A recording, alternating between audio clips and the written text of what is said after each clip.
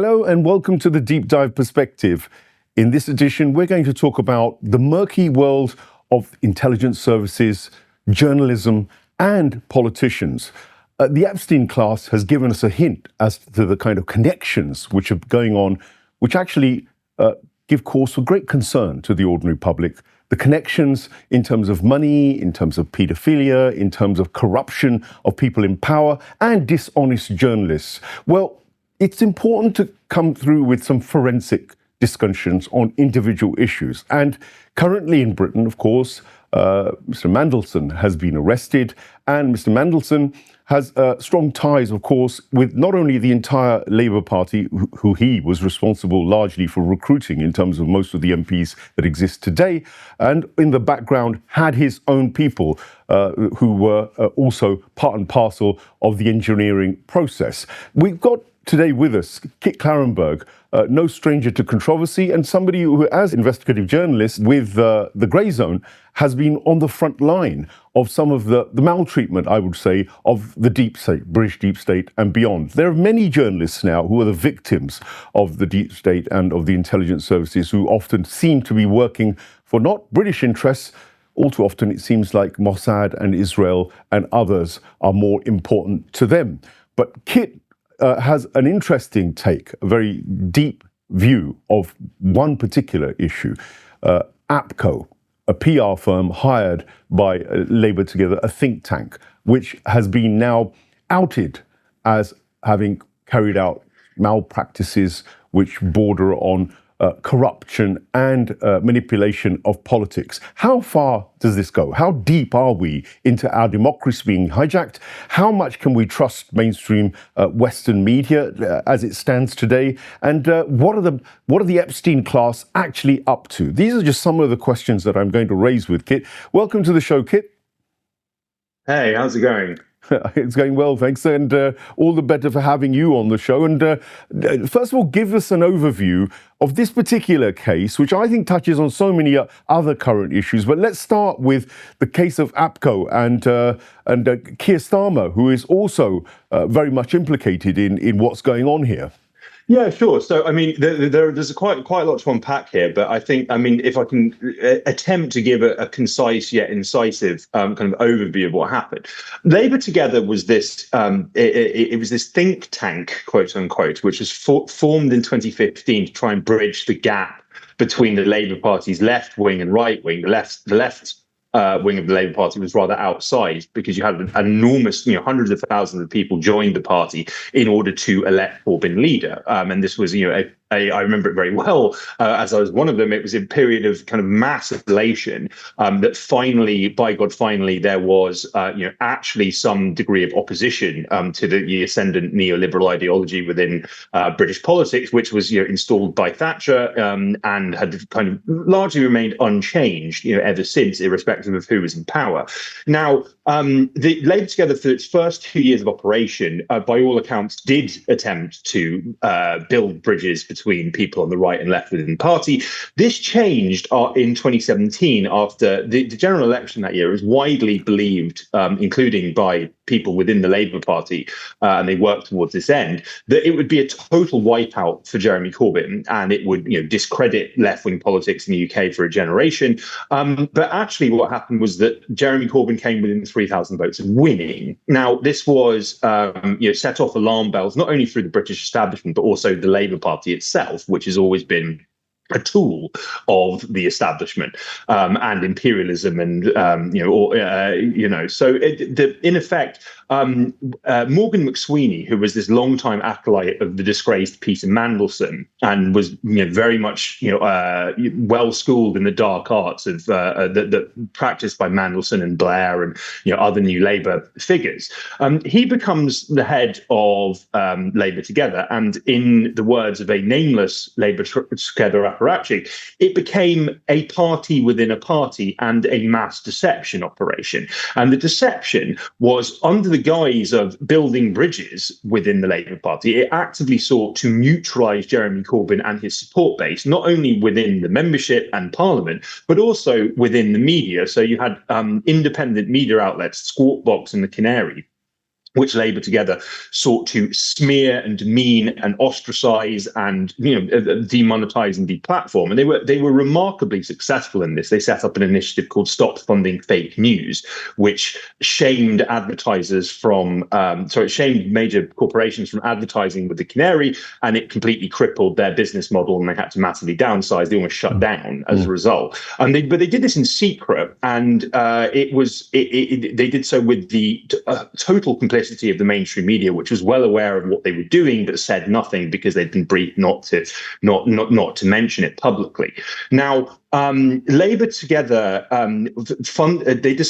McSweeney decided that Starmer was going to be the replacement for Corbyn, and started soliciting donations from major Labour kind of right-wing Labour Party financiers, including Trevor Chin, who is this Zionist money man who supports both the Labour and Conservative Friends of Israel, which are in themselves parties within parties in Britain's two discredited and failing mainstream, established parties, the Labour and the Conservatives. Now, hundreds of thousands, close to £1 million, was funneled through Labour Together for Keir Starmer's 2020 leadership campaign, and that was a campaign that he won based on lies, by claiming publicly that he was going to uphold Corbyn's policies and legacy, and privately briefing mainstream journalists, we're not going to adhere to any of this, and we're just saying this to get the membership on side before we carry out a mass purge. Starmer becomes Labour in 2020. This follows Labour's defeat in the 2019 election, which was much hyped as the worst Labour result ever, when it really wasn't. But anyway, that's by the by. Subsequent to Starmer becoming leader, McSweeney becomes his top aide, and Labour Together, having surreptitiously briefed against Corbyn and handed dossiers of dirt on him and his supporters to mainstream journalists, they then go into the kill and start getting Corbyn's party support base struck off and banned from being Labour members. Now, the vast amounts of money that were funneled to Starmer by Labour Together, they weren't declared, which is just a flagrant criminal offence, and a long-standing one in British law. Britain's Electoral Commission started looking into this, although they didn't publicise their findings, interestingly or not. Now, independent journalists started looking into this, and there was a journalist called Paul Holden who received a vast quantity of leaks from within Labour Together and indeed the Electoral Commission, documenting the fraud, and that is the title of Holden's book on Starmer's rise to power, The Fraud. Now, this garnered very little in the way of mainstream media attention until November 2023, when the Times reported on Holden's leaks, and it gave a front page splash to the fact that Starmer had won based on via illegal means, in effect. Right. Now, this set off alarm bells within Labour Together and the Labour Party, as it then was dominated by Starmer and his acolytes and his sponsors, because they didn't want anyone looking into what they'd been doing for the past 6 years at that point.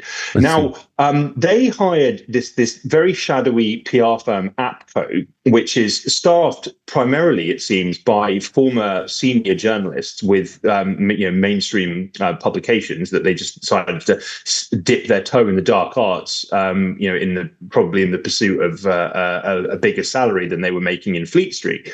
Now, they were very concerned with trying to identify the source of Holden's information, and also trying to firefight this the negative publicity that was erupting as a result of Holden's work, and those are people like Andrew Feinstein, who ran against Starmer in his constituency of Holborn and St Pancras, I believe, in the 2024 election. But they also, and we'll get into this in more detail, they also targeted myself, and they also targeted Times journalists. And at the core of what APCO was attempting to do was frame this false narrative of a Russian hack being the source of Holden's information. Okay. Now, number one, APCO produced this very dubious report full of distortions and falsehoods about the various, quote unquote, significant persons of interest listed, which included Holden and Times journalists and myself and others, and Matt Taibbi, and the kind of veteran American muckraker. Now, APCO submitted this dossier of bogus evidence claiming that the source of Holden's information was a Russian hack of the Electoral Commission. And this dossier was submitted to the National Cyber Security Centre, which is a division of GCHQ, the Britain's notorious signals and spying agency. The NCSC refused to go any further. They refused to investigate because it was bogus, what was being alleged. But the fact that it had been submitted to the NCSC was used as a justification for battering down mainstream interest in Holden's work and the wider Labour Together scandal. And so mainstream journalists were briefed, oh, well, the security service are looking at this, leave it alone. And they did. Such is the way of these things. Now, not only that, but also it prompted mainstream outlets to queue up hatchet jobs on Holden and others. And so The Guardian in February 2024, Pippa Carrar, or Career, I don't know how to pronounce the surname and I don't really care. She contacted Holden saying, in 24 hours, we're going to publish a story exposing how you're under investigation by the security services for reporting on material obtained via illegal means by Russia. I see. And they backed off due to legal threats, but they were very much going to run with this story. Now, it was in late 2025 that Holden and Peter Oborne exposed how APCO had done this, but again, the mainstream media didn't really go near it until February this year, when the documents themselves started circulating amongst the affected journalists. And among the affected journalists were Harry York and Gabriel Pogrund, who were these two Times journalists who wrote the Labour Together story. And then this becomes a massive scandal, and it rumbles on. Josh Simons, who was the head of Labour Together when the report was commissioned and is now a senior cabinet minister, he's formally under investigation, but leaked WhatsApp show that he knows that he's going to be exonerated, despite the fact he's guilty of sin. Starmer has repeatedly claimed that he doesn't know anything about it. This is despite the people within his immediate milieu being intimately connected to APCO. His head of communications was married to the woman running APCO at the time. His international policy advisor joined APCO a year later. So, I mean, it's, what a deadly web we weave when we practice to deceive.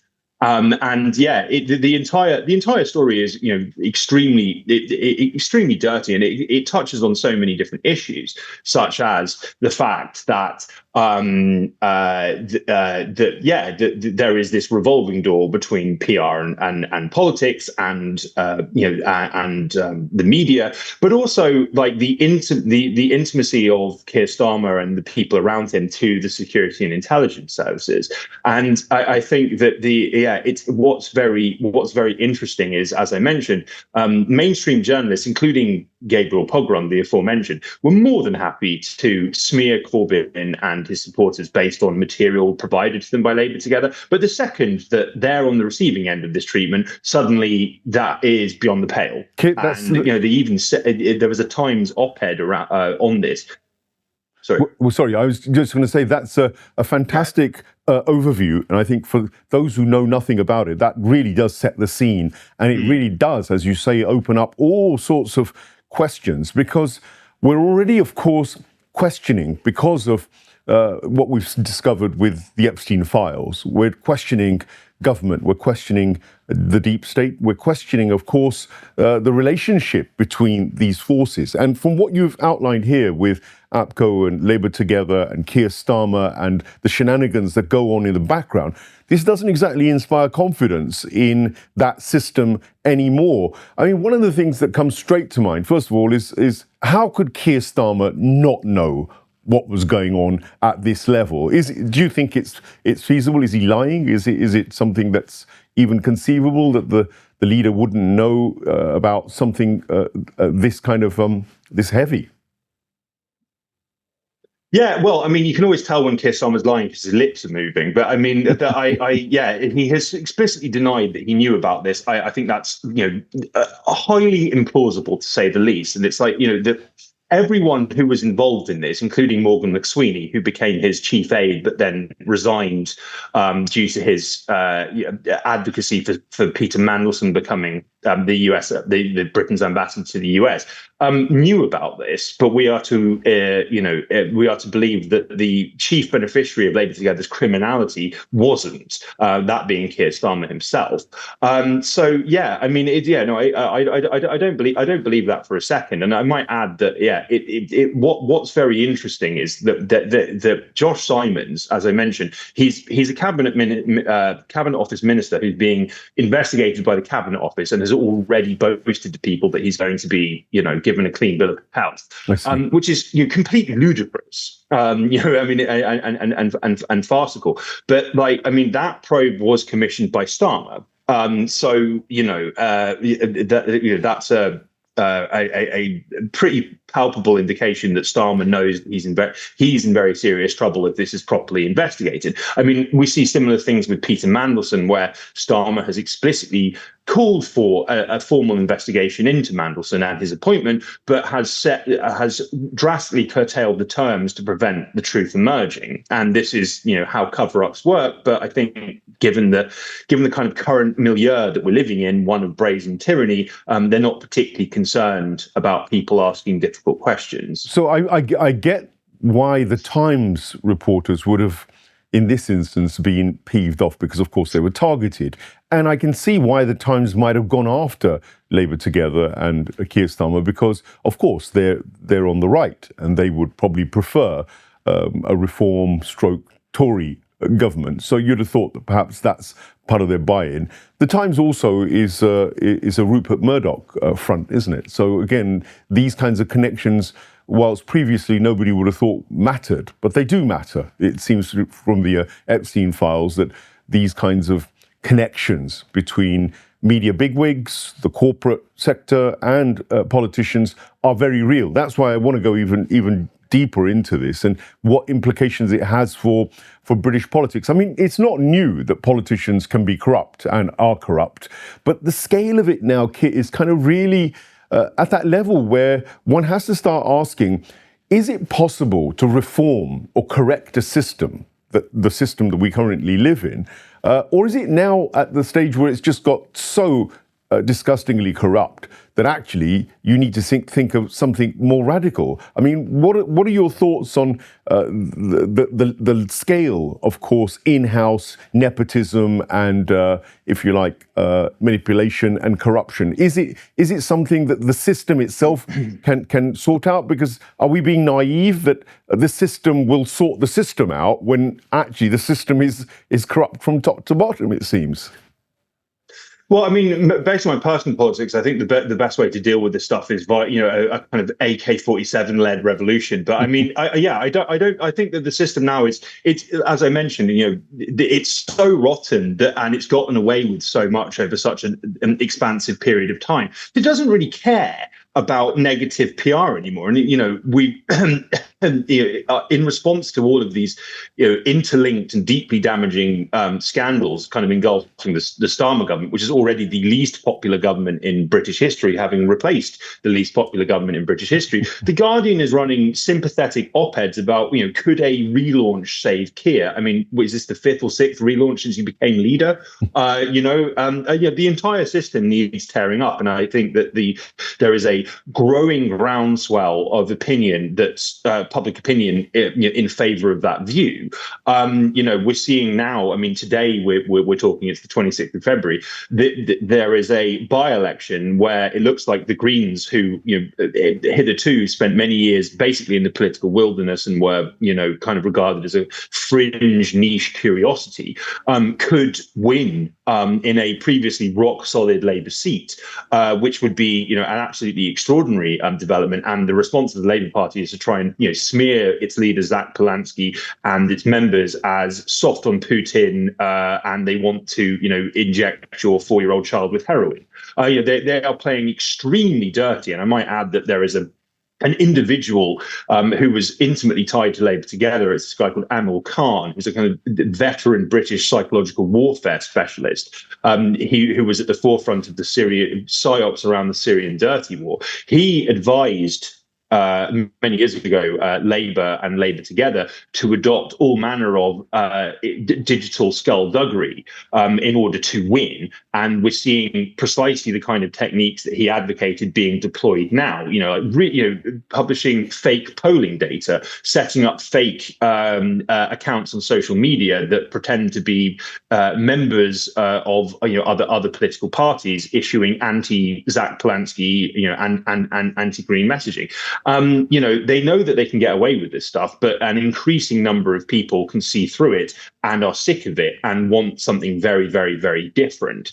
So sorry, go ahead. Yeah, so I've done a little bit of homework through researchers like Dr. Phil Bevan, who was very close to Jeremy Corbyn at the time when the attacks of anti-Semitism were launched at him. So I assume that's the time when these Times reporters and others were all bandying together with Zionist forces to undermine Corbyn. And of course, he follows this line that not only are the kind of the Tories and the mainstream establishment infiltrated and perhaps controlled often by deep state agendas. I mean, he cites operations like Plan C, for instance, having connections with all sorts of people like Paul Mason, who's also implicated within this kind of scenario with Morgan McSweeney and others, and of course the bringing down of Corbyn. So there seems to be this kind of this little merry-go-round of journalists that seem to be spies, potentially, that seem to be connected to groups of that have strong links with spies, who also, of course, implement foreign policy and narratives around, for instance, Syria. Plan C was very much involved within narratives around there. And then we see a kind of a left media, and you described earlier on the kind of the non-viability of the left as a credible anti-imperialist force, which is another narrative that he's certainly pushing as well.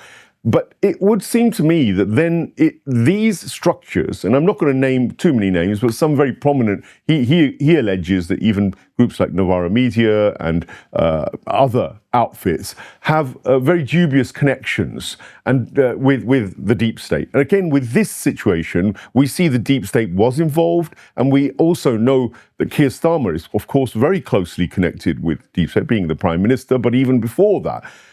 Do you think we've also got to the stage now where these kinds of hidden forces are so in charge or so in control that most of the politicians must be running in fear? First of all, if they were handpicked in Labour, if they were handpicked by Mandelson, who we know now has got all these other very, very dangerous operations that he was running in terms of even British security. How much can the public really trust their own security services as well? I mean, who are they working for? That's the question. We're not allowed to question security services, and they are picking on people like yourself and independent media journalists, all sorts of, Craig Murray, for instance, I can mention George Galloway, we could mention others out there as well who've been targeted. Many who no longer want to live in this country either, because probably they'll get picked up for any little thing. I mean, where are we with all this? I mean, do we have a democracy? Do we have any semblance of rights as citizens in this country, or are we just now part of a kind of a flotsam of subjects who can be thrown aside and used and manipulated and thrown in prison whenever they choose to? Well, it's interesting that the significant backlash against the wider British establishment and the system in which brought so many people, whether that's in politics or media or otherwise, to positions of prominence. Starmer is a creature of the intelligence services. Many journalists, as I've written about, and many prominent organisations are tools or were birthed by intelligence and security service meddling. Now, what's really interesting is that even the mainstream media has reported on the fact that Parliament's Intelligence and Security Committee, which is supposedly meant to supervise the work of London's many alphabet soup of spying agencies, is facing a funding crisis now. To the extent that they can't do their most basic functions, and their chief has openly said there is billions being spent on MI5, MI6, GCHQ, blah blah operations that we have no idea what they're doing. At all. Right. And Starmer has specifically refused to give them any further funding because he's the intelligence services guy. But it couldn't be more perfect that we have this eruption of really seismic establishment rattling scandals, whether that's the exposure of the Epstein files and all of the the high-ranking officials and even royalty or former royalty who are implicated in this. And the Starmer was elected first leader and then prime minister under using the dirtiest strategies and tactics imaginable, and it was reliant on a very co-opted media, which includes supposedly contra outlets like Novara Media. Supporting him and not asking very obvious questions about his, sinister connections and background, which includes covering up for MI5 and MI6 involvement in CIA torture, covering up for Jimmy Savile's historic, industrial scale paedophilia, and he's been rewarded for his silence with power. But this is all coming apart. This kind of intelligence agency constructed world, and all of the narratives that are necessary to instill in people in order to facilitate this. It's all coming apart in absolutely spectacular fashion, and they have no response apart from, well, as we saw with Palestine Action, to call you a terrorist and criminalize you.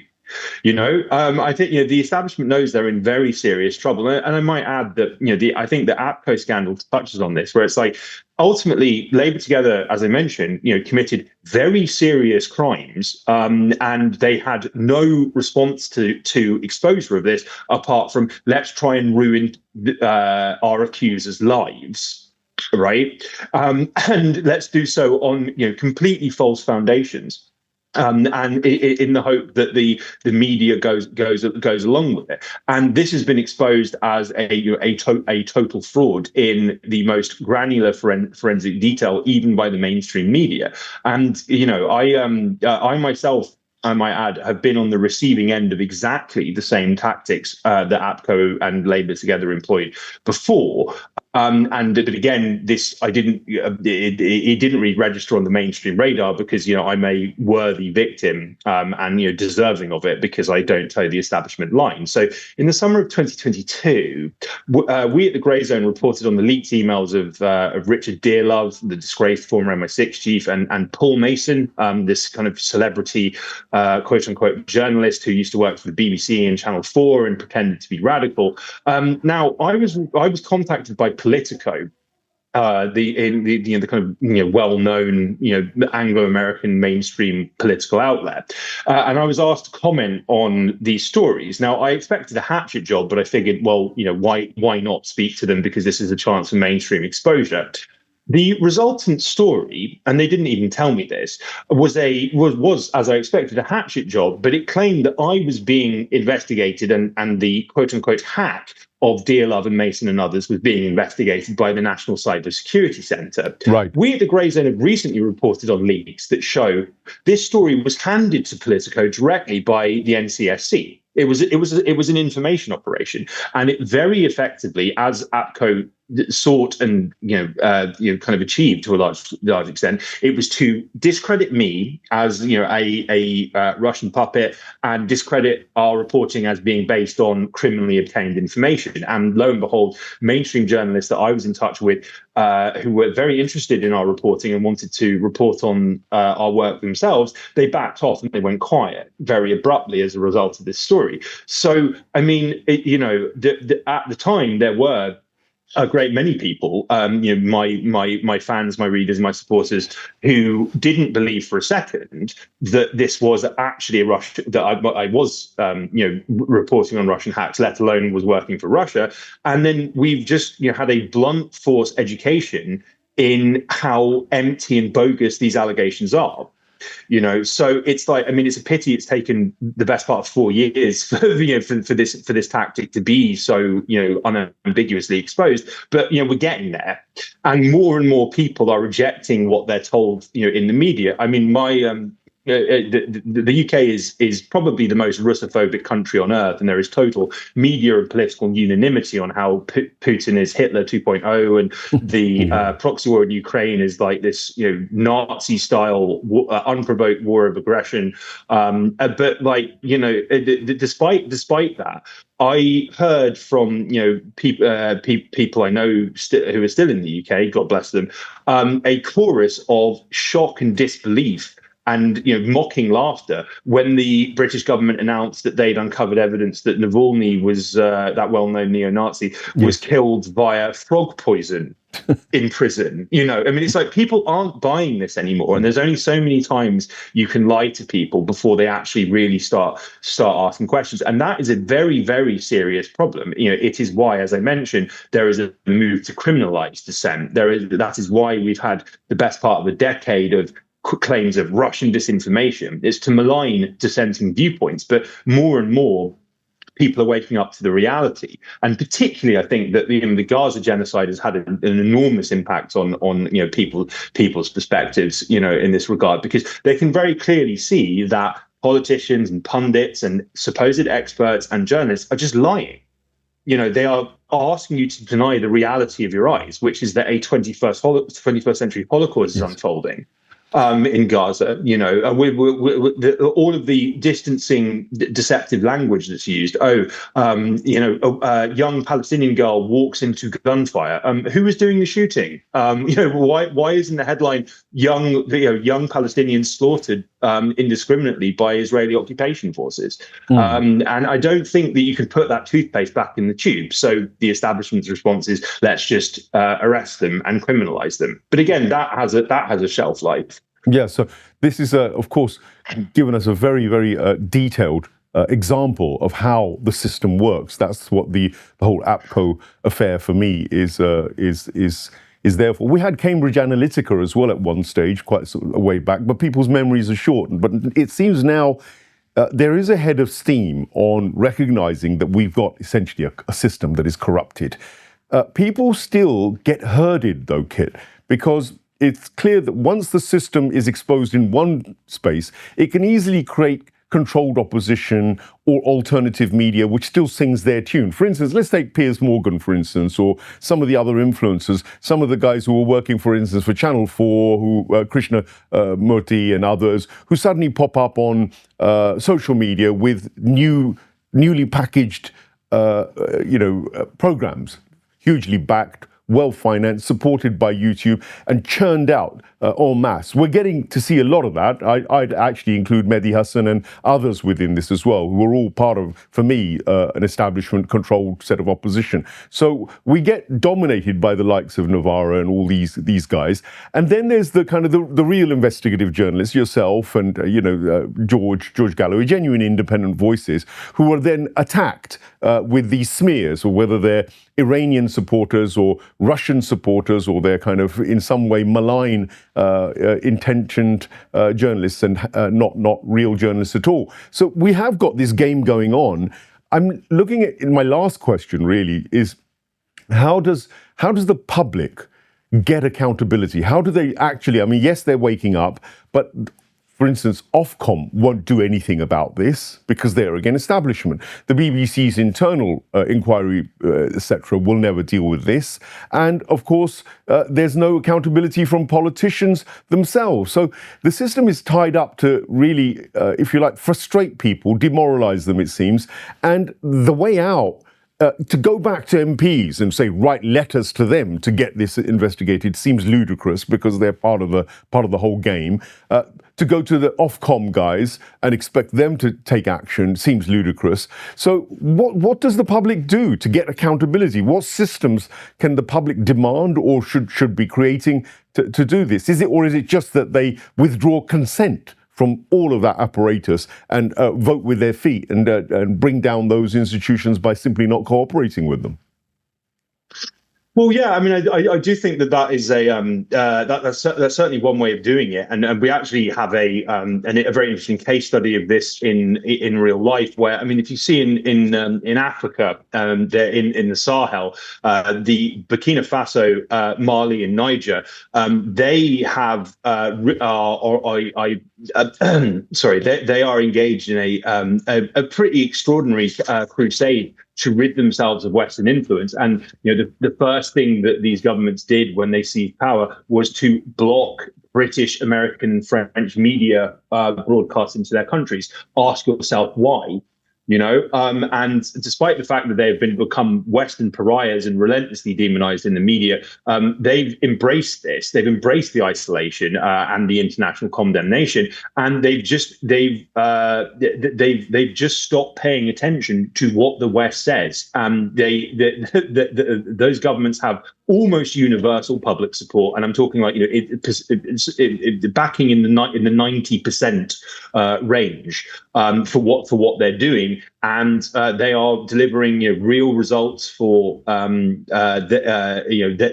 populations. I think we need to start doing this on a broader, but also a micro scale. Where all of these institutions are rotten. They need they don't need reforming, because you can't reform them because they're set up to act as significant limits on public will and people's rights and freedoms. Sure. We just need to tear them up, and failing that, just ignore them.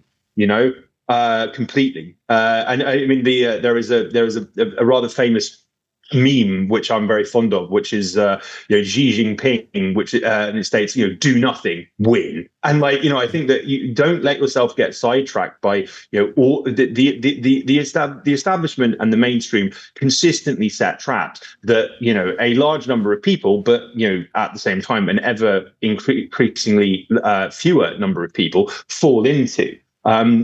People aren't allowing their agendas to be set anymore by what the mainstream media tells them is correct or acceptable, and indeed what's important, because they have amply demonstrated that their connection to the lived realities and just average lives of people is zero. It's nothing. They're not talking about anything that's of any consequence or significance to everyday citizens. Well, in that context, just ignore them.